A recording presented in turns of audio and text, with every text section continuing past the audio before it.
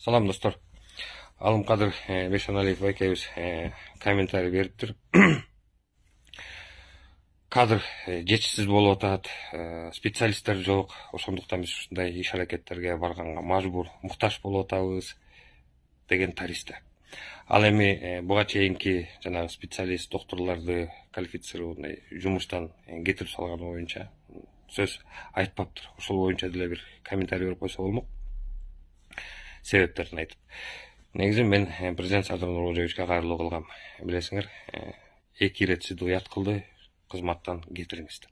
Же байке өз ыктыярыңыз менен пособствону жазып, кызматтан кетиңиз дедим эле. Ошол эфирдин астына комментарийлер жазылып атат туугандар. Дээрлик көпчүлүгү колдоп атат, бирок бир тарабы дөөрүбөчү, келесо, анан сенин сөзүң ким укмайлы, анан сонун иштеп атат, реформа кылып атат дегендер жок эмес. Эми эл оозунда элек жоктоп коет эмеспи? Мени кызыктырган бир жагдай бар да туугандар. Целый министр менен депутат по личному фото, видео фиксация менен кармалды. Президент тарабынан эл башчы да Садыр Нуркожоевичтин оозунан комментарий ушул иш боюнча по поводу чыгыш керек эле да, болуш керек.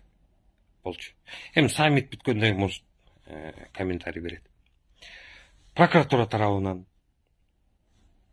ошол эле жогорку кеңеш эл өкүлдөрүнөн комиссия түзгөндү билишет, кырса кыргыз. Ошол эле депутаттын, ошол эле тиги министрдин жанагы видеодо болгон сүйлөшүүлөрүнүн үстүндө комментарий бериш керек эле алар да. Бир чара көрүлүш керек да туугандар, концерта концов. Ушундай ойдон кала береби? Если ушундай ойдон кала турган болсо, как будто ничего не было дегендейчи. Анда буга чейин дагы, азыр дагы, кийин дагы саясат багыты ушундай болот. Баягы кадр маселеси.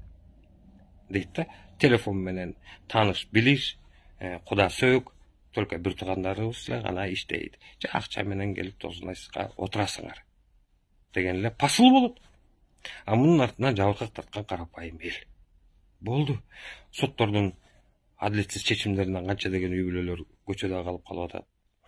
Ушундай эле докторлордун телефон менен келген тааныш билиш, неправильное лечение, неправильный диагноз, жана башка операциялары неправильный болгондугун кесепетинен өмүрлөр кыйылат. Биз эле кыйналабыз. Анан кошумча айта кете турган дагы бир сөз бар туугандар. Алымкадыр байкеңге эмне эле жабыштың да калдың дегендер бар да. Экөөбүздүн ортобузда мындай акча же каас мамиле же аласа бересе деген жок. Мен бир эле жол жолуккан байкеге. Мен ал байкеге жамандап ой карашым жок. Просто кылып аткан реформасын, саясатын мен жактырбай атам, мен көрө албай атам.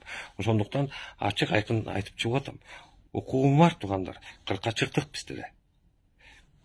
Эртеңки күнүбүздү, келечегибизди ойлоп атабыз. Адилеттүүлүк болсун деп атабыз Кыргызстандын ичинде. Мыйзам орносун деп атабыз.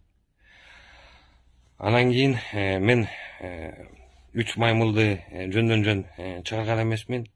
Оозуңду, кулагыңды жаап, көзүңдү жаап алып отура бербей туугандар. Өз оюңарды айткыла, пикириңерди жазгыла.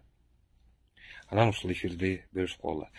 Анан акырында эми президенттен, ошол эле жогорку кеңештен же прокуратура тарабынан бир иш аракеттер болот деп эсептейм мен. А болбосо талап коем, дагы да болсо туугандар. Ошондуктан көрүшкөнгө чейин, assalomu alaykum.